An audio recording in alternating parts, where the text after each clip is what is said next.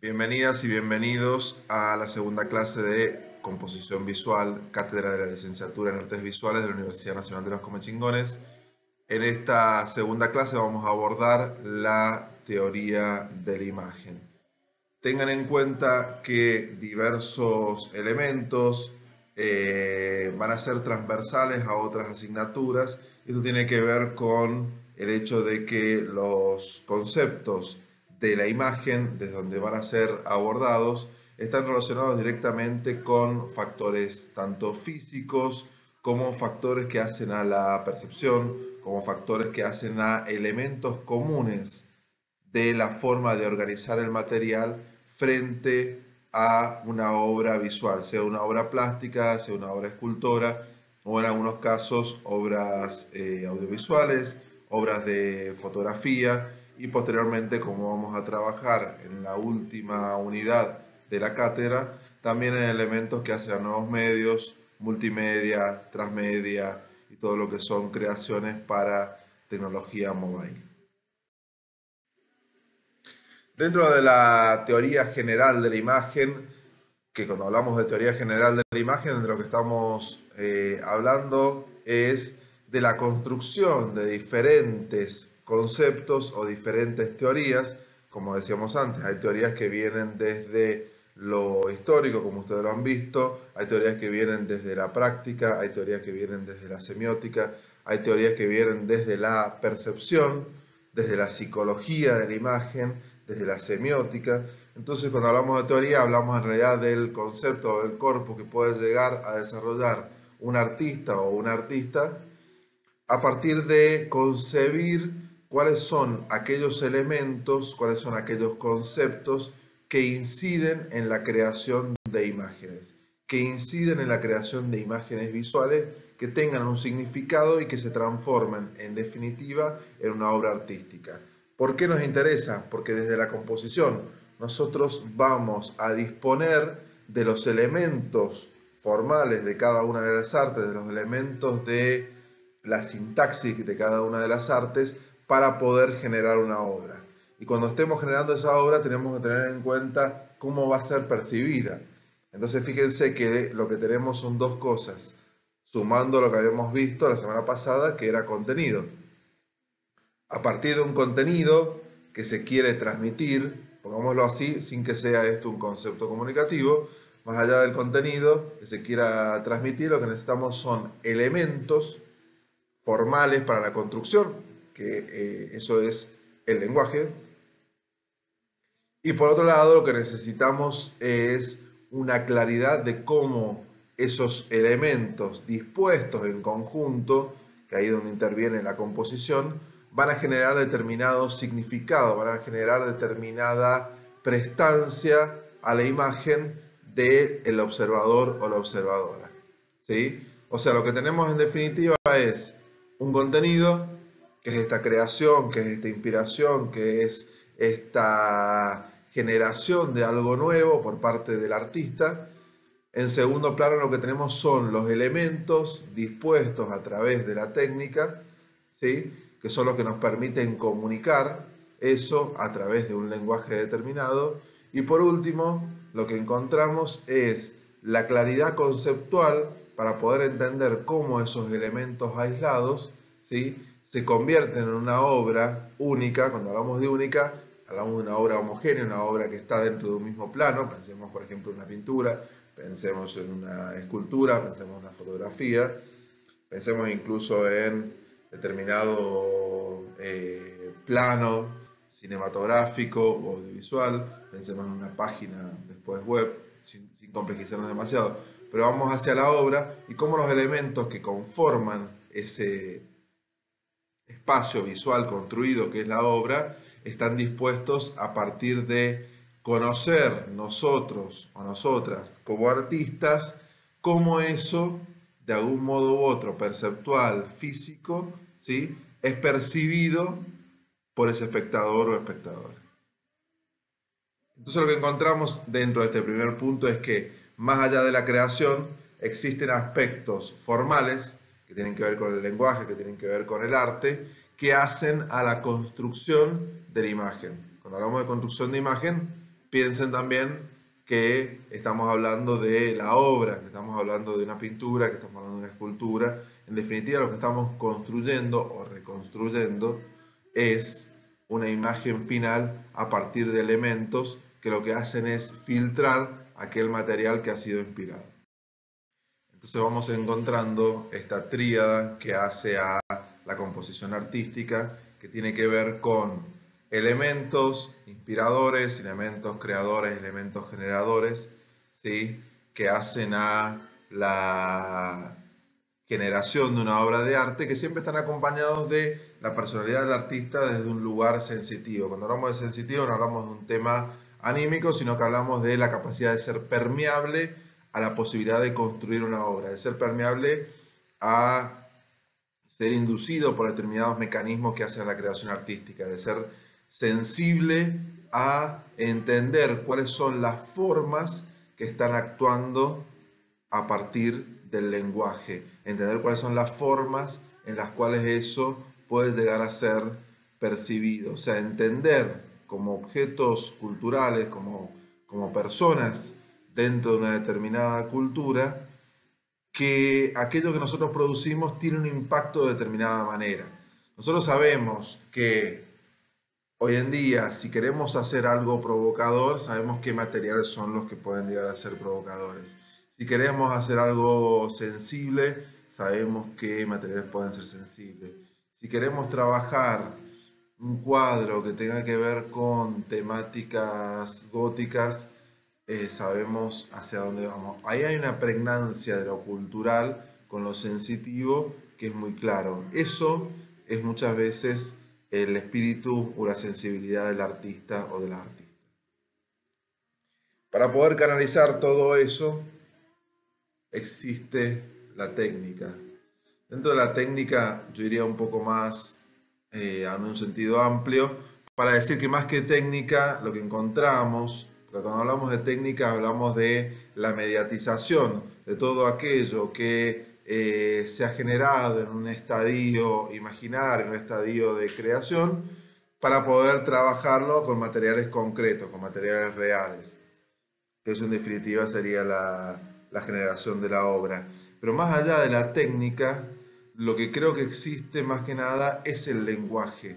Porque hoy en día se está dando cada vez más que esta formación, como se planteó por ejemplo acá en la universidad, en la carrera de artes visuales, esta generación de artistas ya no desarrollan técnicas específicas a su propio arte.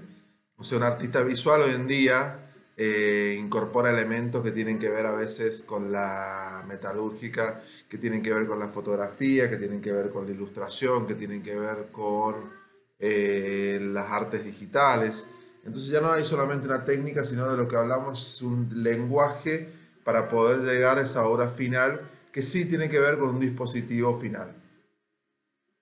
O sea, por lo menos nosotros tenemos un dispositivo primario que es la obra plástica, la escultura o un dibujo o una fotografía o un video. Que para llegar a esa instancia hayamos utilizado dibujos animados, hayamos utilizado una pintura en óleos o en acuarelas o dibujos de determinadas técnicas más realistas, hiperrealistas, lo que sea, es parte del lenguaje. En definitiva, a lo que se llega es a la creación de una obra de arte. Cuando hablamos de una obra de arte hablamos de esto, de una obra que tenga un carácter sensitivo, que pueda percibir la realidad para poder llevarla, ya sea con niveles diferentes de abstracción, a un resultado final y que incorpore el lenguaje como forma de comunicación, básicamente del artista, a partir de determinadas técnicas. Para poder avanzar dentro de lo que hace a la construcción de la imagen, dentro de lo que hace a la forma o a las técnicas, es importante analizar la naturaleza icónica de la imagen. Cuando hablamos de iconicidad, como en determinadas otras artes podemos llegar a hablar de verosimilitud, según los conceptos que ya desde la poética de Aristóteles tratan de indagar en cómo aquello que es una obra artística ha llegado a hacer eso a partir de elementos reales. Cuando hablamos de elementos reales, hablamos de que toda construcción, incluso aquella que es onírica, incluso aquella que es surrealista, incluso aquella que es de vanguardia, por ejemplo, siempre está trabajada a partir de elementos de la realidad, extraídos de la realidad a partir de, obviamente, los recortes que nosotros como individuos realizamos de la realidad en nuestra visión y a partir de nuestro bagaje cultural, de nuestra formación, de nuestra forma de leer, de ver, de observar la realidad como artistas para poder llevarla a un plano de la creación. Cuando hablamos de iconicidad, de lo que estamos siempre hablando es de que la imagen que nosotros construimos es un icono. Sin indagar en una teoría de la iconicidad, cuando hablamos de icono, hablamos de que la imagen a priori es una imagen reconocible, es una imagen que nosotros indagamos y podemos percibir como cercana, ¿sí? Por eso quizás el cine como arte, como sucedió en su momento con la pintura, o sea, en cada una de las épocas, el cine como arte se convirtió en un elemento masivo. ¿Por qué? Porque la gente caminaba, se movía y la veíamos tal cual como se veía en la vida real. No había una mediatización de la pintura, no había una mediatización del mármol para construirlo, sino que era como un registro, que siempre es un recorte igual, o sea, no se puede caer en esa trampa, que siempre igual es un registro que está sesgado obviamente por la cámara. La cámara produce a priori un recorte. Cuando hablamos de recorte hablamos de que nosotros decidimos qué es lo que va a estar dentro del encuadre, se va a mostrar un espectador o una espectadora y en realidad decidimos qué queda afuera, ¿sí? Entonces, cuando hablamos de iconicidad, lo que hablamos es esto, de que la imagen creada para una obra visual, siempre es un recorte de la realidad. En dos sentidos, en un sentido plástico o visual, nosotros hacemos un recorte de todo lo que es el mundo y disponemos un espacio determinado. También es un recorte desde lo cognitivo, desde lo ideológico, desde lo filosófico, pues nosotros decidimos adoptar un punto de vista o determinados puntos de vista o determinados niveles de lectura, pero en el fondo estamos haciendo un recorte de esa realidad a la hora de trabajar la imagen. Y también es esto, un repertorio de elementos posibles o ficticios. Cuando hablamos de elementos posibles o ficticios es imaginar en una obra, que una obra es siempre una creación. Cuando hablamos de creación hablamos de la generación de algo nuevo, ¿sí? Ese algo nuevo se construye a partir de elementos que sean posibles. Incluso en las obras más surrealistas, vemos relojes derritiéndose, ¿sí? Vemos formas que son reconocibles. Aún en el dadaísmo vemos elementos reconocibles, por ejemplo un mengitorio, una plancha. O sea, hay una cantidad de elementos que a pesar de su transformación son reconocibles para el observador o la observadora. Y por último, todo esto está trabajado a partir de una sintaxis, a partir de un lenguaje que permite recrear esa realidad, ¿sí? O sea, nosotros recreamos, y ahí entra en juego más que nada la composición, recreamos de algún modo u otro esos objetos ficticios dentro de un entorno nuevo que es reconocible porque nosotros disponemos los elementos de tal forma, ¿sí?, que sean reconocibles para el ojo, la destreza, la habilidad o el aprendizaje cultural del espectador o la espectadora.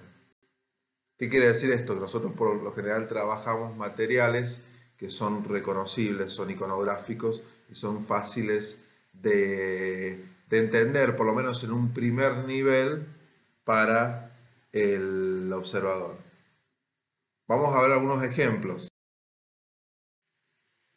Este es el caso de una serie que se llama Better Things, una serie de la cadena FX creada por Pamela Adlon y Louis C.K., dirigida por Pamela Adlon, en que nosotros lo que nos interesa es esto. Si yo veo la imagen, inmediatamente asocio, primero que todo, un espacio, que es un espacio que, si bien no está del todo visible en foco, vemos un espacio bastante foráneo, vemos por la forma de vestirse de la gente determinadas características que las hacen ver como esto es una serie americana, pero inmediatamente adoptamos roles.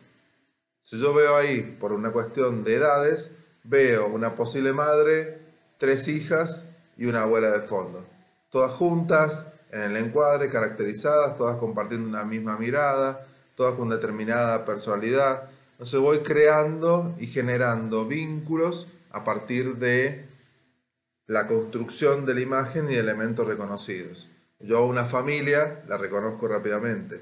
La edad de una madre promedio lo reconozco rápidamente.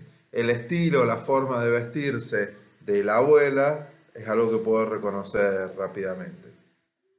O sea, lo que voy haciendo es generar la construcción a partir de elementos que son reconocibles rápidamente por el espectador, ¿sí? En ese caso, como sucede en la pintura, lo que buscamos es la síntesis. Más allá de que pueda haber transformaciones que tengan que ver con lo artístico, con lo creativo, con lo metalingüístico, con los diferentes niveles de lectura, a priori lo que vemos es una familia integrada por una madre, 3 hijas y su abuela. En el cuadro Los Desocupados también vemos esto, más allá de la realidad diferente y transformada a partir del estilo. Vemos esto que bien explica Berni sobre su propia obra, es: yo les puse nombre y apellido a una multitud de anónimos, desplazados, niños marginados y mujeres humilladas. Los convertí en símbolo. Los rodeé de la materia en que se desenvolvían sus desventuras para que de lo sentido brotara el testimonio.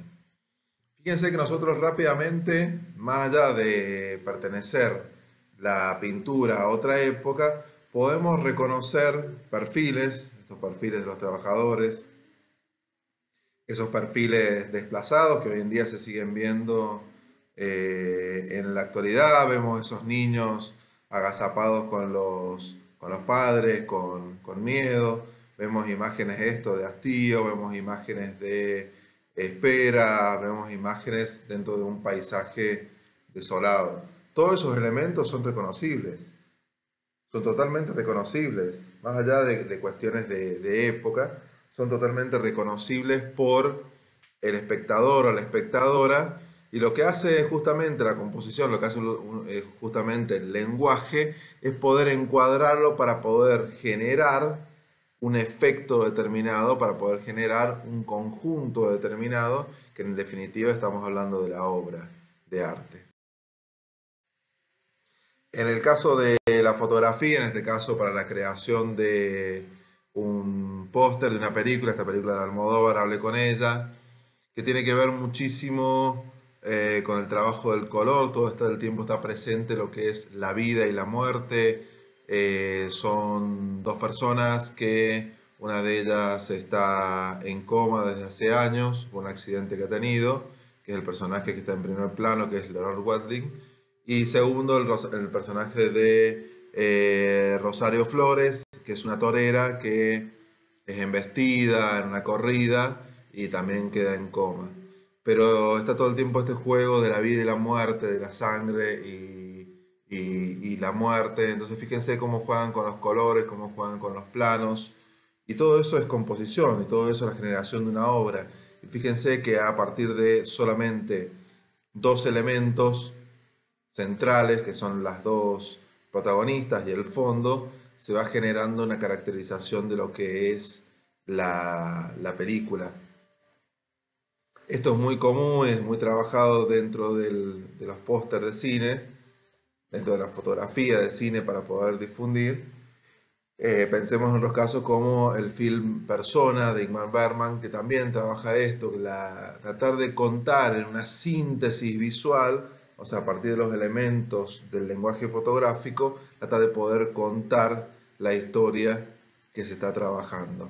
En el caso del film Personas son dos, una enfermera y una actriz que ha quedado muda y que a partir del hecho de reunirse en la casa de la actriz buscando su tratamiento médico para que ella pueda volver a hablar, se produce una suerte de simbiosis entre las dos.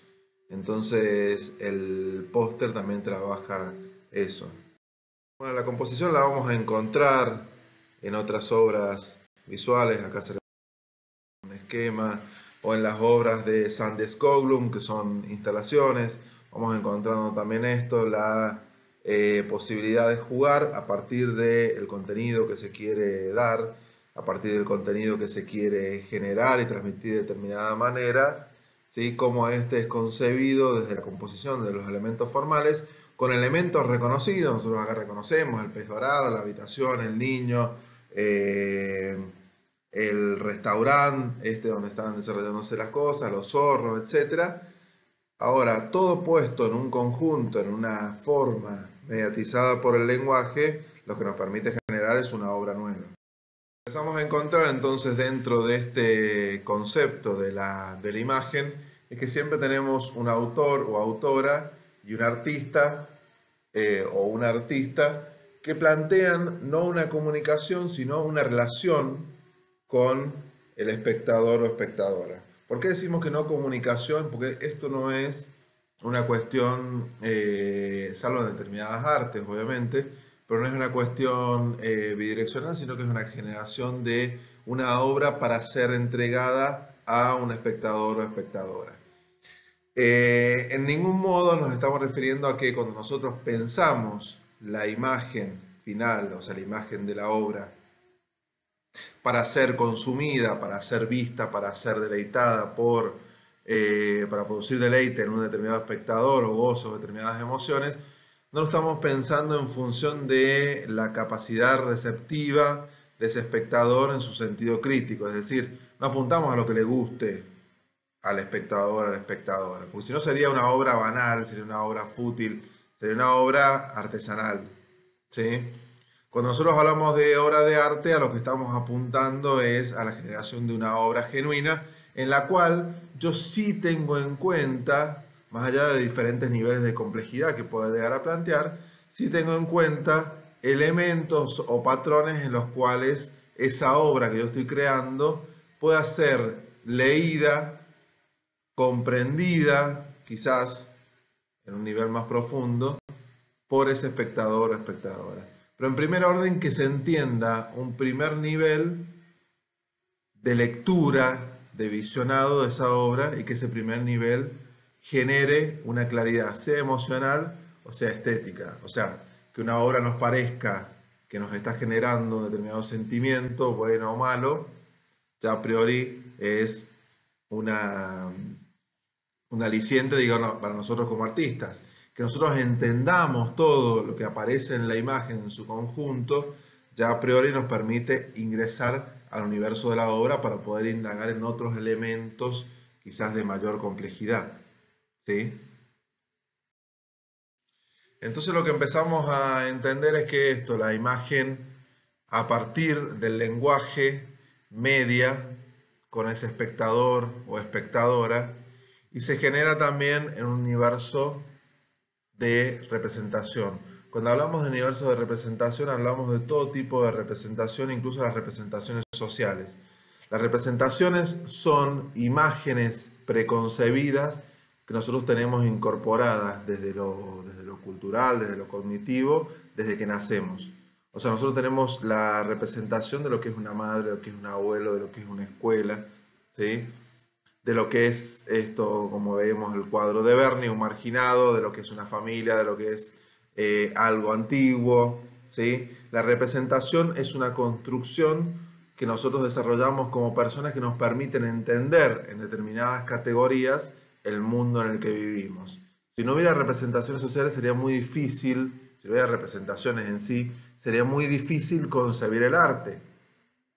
Porque gran parte del arte que nosotros consumimos, pensemos en una obra de teatro, pensemos en una fotografía, pensemos en una película, es representativo. Y nosotros participamos del juego de que sea representativo, de que una pintura puede llegar a ser representativa. Si no participáramos de ese juego, diríamos, esto es una pavada. O sea, ¿por qué grabó a dos personas hundiéndose en el Titanic? ¿Por qué grabó a dos personas contando que se están besando si son dos actores? O sea, si no participáramos en el juego de creer que esa representación lo que viene a traer es una imagen mental que yo tengo para poder accionar en otro tipo de mecanismos internos, ¿sí? No estaríamos entrando en ese juego. Ese juego hoy en día ya es un juego concebido, ¿sí? Más allá de las diferencias de mediatización que puede llegar a haber hoy en día a partir de las redes sociales, a partir de la alta exposición, en la cual no sabemos a veces qué es verdadero, qué es falso, en definitiva todo es representado. Todo aquello que aparece mediatizado por el lenguaje es una representación.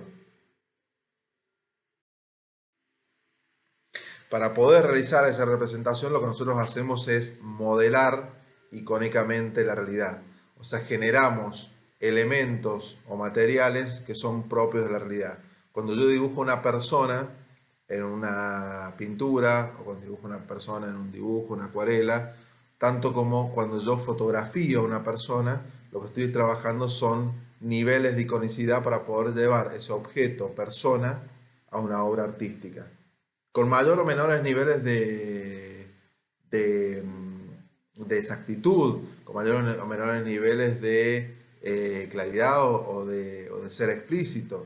Obviamente una pintura, ¿sí?, está más lejos o es menos realista que una fotografía. Y una fotografía en el futuro va a ser menos realista que un holograma, y un holograma va a ser menos realista que determinadas técnicas, no sé, que se inventen en el futuro. Nunca lo sabemos. A lo que vamos es que en el fondo todas esas ideas, holograma, pintura, fotografía, etcétera, que muestran a la persona, para nosotros en el fondo, más allá de la mediatización de diferentes lenguajes, es lo mismo porque el concepto es persona, ¿sí? Lo que nosotros percibimos es persona, ¿sí? Esto es lo que se llama percepción y realización icónica, que nosotros vamos desarrollando una modelización, o sea, un traslado de aquello que es imaginario, de aquello que es extraído aparte de la realidad, en una obra nueva a partir de elementos conocidos. Yo conozco el elemento persona, o conozco el elemento donde aparecen las obras de Sandy Scoulum, que es un restaurante o que es una habitación, ¿sí? O sea, tengo elementos que son iconográficos, que son determinadamente reconocibles para nosotros como personas, ¿sí? Para que exista un esquema preicónico en el espectador, construimos eso, ¿sí? O sea, siempre existe esto que nosotros estábamos explicando, existe un conocimiento previo a la representación, que es el que nosotros tenemos sobre esos objetos y sobre esas cosas, que es el conocimiento sobre las representaciones sociales. Eso permite abstraer, ¿sí?, lo que nosotros construimos, y eso permite hacer síntesis. ¿Qué quiere decir esto? Que nosotros podemos recortar la realidad, ¿sí? Podemos recortar una realidad determinada y poder contarla a partir de un cuadro, y yo lo puedo entender a partir de determinados elementos, ¿sí?, y puedo hacer esa determinada síntesis. Por ejemplo, si yo viera el primer fotograma que vimos de Better Things, yo inmediatamente podría advertir una época, porque ese recorte de la realidad a partir de la moda, de los espacios, de la calidad de la imagen, incluso de la calidad del registro, me permiten indagar una época, me permiten indagar el tipo de nivel adquisitivo de esas personas, me permiten indagar el perfil, me permiten indagar el cuidado que se tienen, los modelos de hijas jóvenes que se presentan. O sea, me permite indagar muchísimos elementos a partir de ese recorte. ¿Por qué? Porque yo tengo una idea preconcebida, esto no es un prejuicio, sino que son representaciones sociales que nosotros las tenemos incorporadas, ¿sí?, dentro de nuestro aprendizaje, tanto cognitivo como social. Entonces, la modelización trabaja estos niveles que tienen que ver con lo representativo. O sea, nosotros siempre traemos a la obra algo que representa.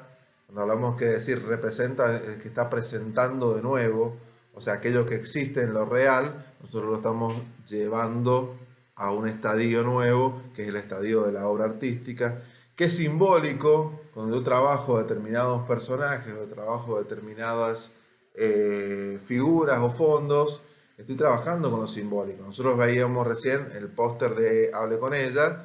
Ya hay una representación simbólica a partir de los colores de lo que es la vida y la muerte.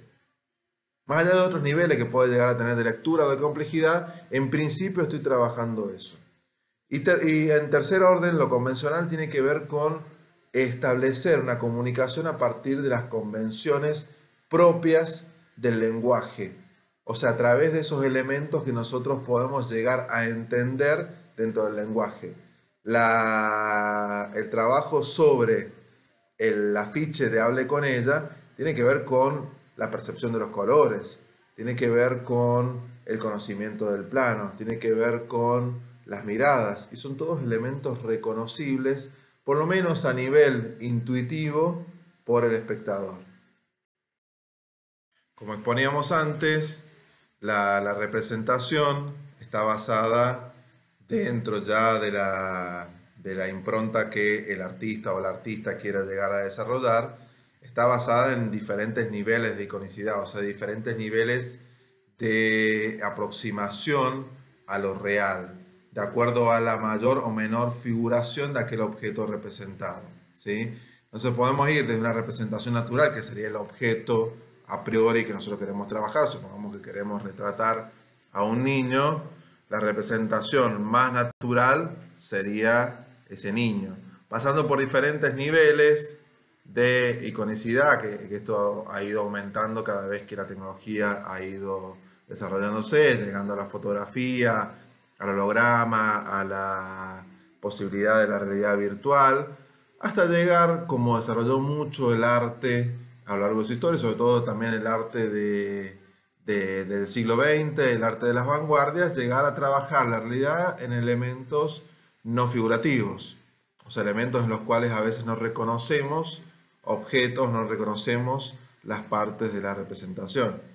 Sin ir más lejos, el nivel extremo de eso es determinadas formas que tienen que ver con la generación de logos, la generación de determinado tipo de elementos icónicos que están simplemente desarrollados con líneas, como pasa con los isologotipos. Y hay una representación absolutamente simplificada de la realidad. ¿Para qué nos sirve esto? Para entender también que cada arte plantea las posibilidades de diferentes niveles de aproximación a lo real, y que determinados recursos también tienen que ver con lo expresivo. Aquello que no se muestra, aquello que se transforma, tiene un valor que, más allá de lo estético, está totalmente relacionado con aquello que nosotros queremos decir al espectador. Esto tiene que ver muchísimo también con la capacidad de percepción de la realidad. Esto, desarrollado por la Gestalt, tiene que ver con la forma en la cual nosotros podemos llegar a aproximarnos a ese objeto que va a ser representado para poder transformarlo. Siempre existe a priori una observación, una idea, incluso mental, previa. Esto, en el caso incluso de personas que no hayan visto determinado tipo de objetos, a partir de la lectura, ¿sí?, de determinados textos, a partir de la música, nosotros podemos imaginar o desarrollar un proceso de percepción de lo real. Ahora, dentro de las obras visuales entra en juego aquello que hace a la percepción. Cuando hablamos de percepción, empezamos a hablar también de un elemento central, que es los procesos de campo. O sea, ¿qué es de aquello que nosotros estamos concibiendo lo que vamos a tomar para la generación de la obra? ¿Cuánto vamos a recortar? ¿Sí? Y a su vez, el hecho de que nosotros cognitivamente, desde la visión misma, o sea, desde el proceso de visionado y entendimiento de aquello que es visionado, generamos lo que es un conjunto visual, ¿sí? Entonces, cuando hablamos de campo, que es un concepto que después se traslada al marco de una obra artística o al espacio de construcción de una obra artística visual, o al recorte que nosotros hacemos del encuadre, que en definitiva, por eso se decía un poco que el cine era un sueño, porque era un recorte de la realidad a partir de elementos que nosotros estábamos viendo imaginariamente, a través del inconsciente, pero siempre a partir de una imagen. Entonces lo que nosotros hacemos siempre en la operatoria de generar una obra artística es generar un campo visual. Ese campo visual es un campo de acción que nosotros estamos contemplando. En diferentes artes va a estar sesgado por los materiales de uso, por el marco, etc. En otras artes, como los nuevos medios, va a estar sesgado por las pantallas. En el cine va a estar delimitado, obviamente, por el encuadre y por el montaje. Dentro de las leyes de percepción, lo que nosotros vamos entendiendo es que hay diferentes leyes que tienen que ver con la forma de percepción, la forma de percepción física, neurológica que nosotros tenemos, que avanzan hacia determinadas operatorias, como son las leyes de cierre, ¿sí? Que en las cuales nuestro cerebro tiende a cerrar determinadas formas, determinados conjuntos, las leyes de buena continuidad y dirección, en las cuales nosotros asumimos determinadas desplazamientos o direcciones de la imagen para poder construir una determinada mirada o entregarle determinado ritmo. Y después leyes de semejanza, que nosotros intentamos o generamos, digamos, una asociación de determinados elementos que son semejantes o comunes, y que eso en la obra nos permite desarrollar determinadas lecturas de determinada forma perceptiva. Esto, fíjense, dentro del cuadro de Berni ocurre de forma clara y se produce con una determinada materialidad esto de la semejanza para marcar la cuestión de grupo, ¿sí? Y determinados conceptos que nos permiten leer la obra de determinada manera. De algún modo u otro, toda imagen es como un sueño. El proceso del sueño es una imagen. El proceso del sueño es una imagen.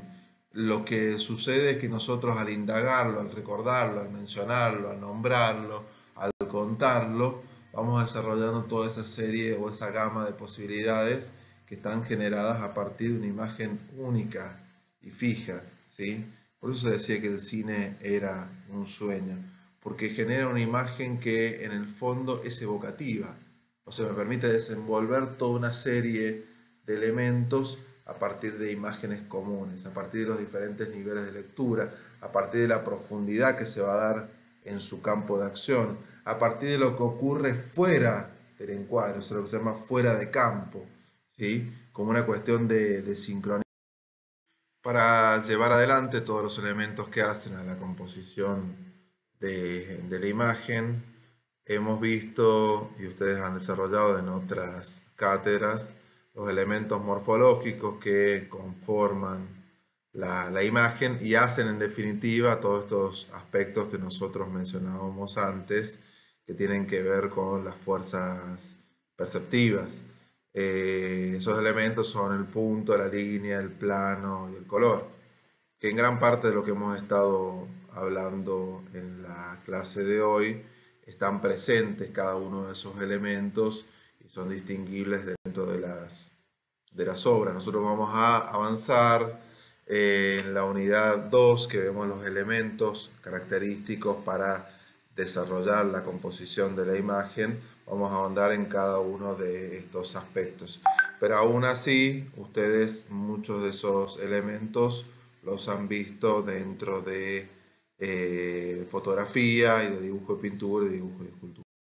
Dentro de los elementos dinámicos que vamos a desarrollar, vamos a analizar cómo el movimiento, la generación de tensión o los elementos de tensión que se plantean en una obra visual, y el ritmo, entendiéndolo como la forma en la cual se mediatiza una determinada característica que hace al ritmo visual, que hace a la construcción de determinados elementos. Nosotros recién veíamos en la foto, en Better Things, hay una suerte de ritmo visual si uno ve que hay un escalonamiento hacia atrás desde el primer personaje que está en plano, que es el personaje de Sam, que es la madre, hacia atrás. Se va generando un ritmo a partir de la continuidad, a partir de la distancia, a partir de determinados elementos en tensión. Tanto el ritmo, que esto en el cine a través del montaje se traslada tanto en el montaje externo como en el montaje interno, es decir, aquel montaje que se da dentro de los movimientos del encuadre de la imagen, es algo que caracteriza y define de cierto modo las formas de percepción naturales de la película o determinado material. También lo que vamos a desarrollar son los elementos escalares, o sea, la escala de la imagen, que tienen que ver con la dimensión, que es lo que nos permite ver la relación entre determinados objetos para poder dimensionarlos. En esto el cine hizo mella trabajando muchísimo la dimensión y sobre todo trabajando la cuestión de la dimensión a partir de la construcción de un determinado espacio. Que ese espacio no solamente va a estar construido por lo visual, sino también por todo el universo sonoro. El formato, dentro del formato entendemos las características propias del marco o del encuadre, del plano o del encuadre. Dentro del formato de nuevos medios encontramos las características propias de las pantallas, las características propias de las plataformas de distribución, también la escala y la proporción, ¿sí? Dentro de lo que hace a los diferentes gradientes de la imagen para poder ver cómo diferentes formas, diferentes figuras coaccionan, participan y se relacionan unas con otras. En definitiva, de lo que estamos hablando es de la generación a partir de la composición de una estructura. Esto es la elección del medio de representación más simple, la unificación de los elementos de la representación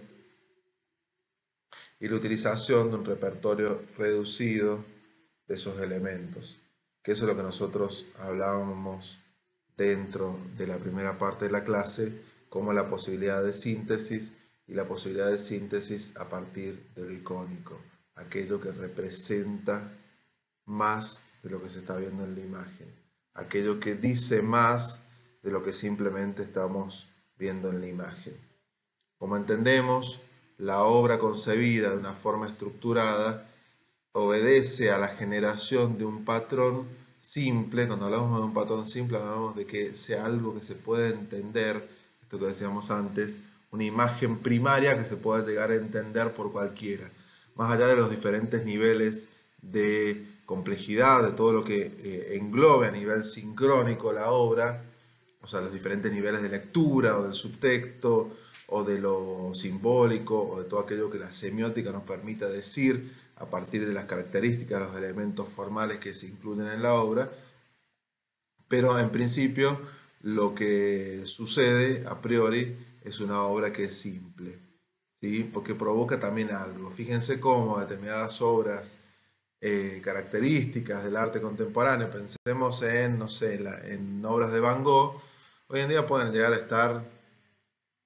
en un modo muy estético y de diseño, en imanes de heladera, en un repasador, en una cartera. ¿Por qué? Porque de algún modo u otro esa obra, a priori como objeto simple, produce un placer estético, ¿sí? Una determinada imagen como la del comienzo del Padrino con Don Corleone en primer plano puede ser una imagen icónica de lo que es la representación de la mafia y puede estar en una remera en cualquier lado sin necesidad de que nosotros tengamos otros niveles de lectura. Hay una primera lectura que es inicial y que es simple y que nos permite de algún modo u otro entender algo que sucede en la imagen que es claro y que nos causa determinado placer estético. Entonces empezamos a definir la composición como un procedimiento que hace posible que una serie de elementos inertes, iconográficos, cobren continuidad y dinamismo al relacionarse unos con otros. O sea, lo que empezamos a ver que la composición, como bien lo han descrito gran parte de ustedes, la composición hace referencia a la relación de determinados elementos que a priori son inertes, pero que sin el desarrollo de una idea, de una concepción de la obra, esa unión no tendría un significado y no permitiría trasladar aquello que nosotros queremos contarle, queremos mostrarle, queremos decirle a partir de la obra, o aquello que soñamos o que planteamos como imagen generadora a un espectador o espectador. Entonces la composición se transforma en ese procedimiento que permite la generación de una obra a partir de la relación de los elementos que nosotros hemos extraído de la realidad y que los disponemos para que sean vistos por un espectador o espectadora.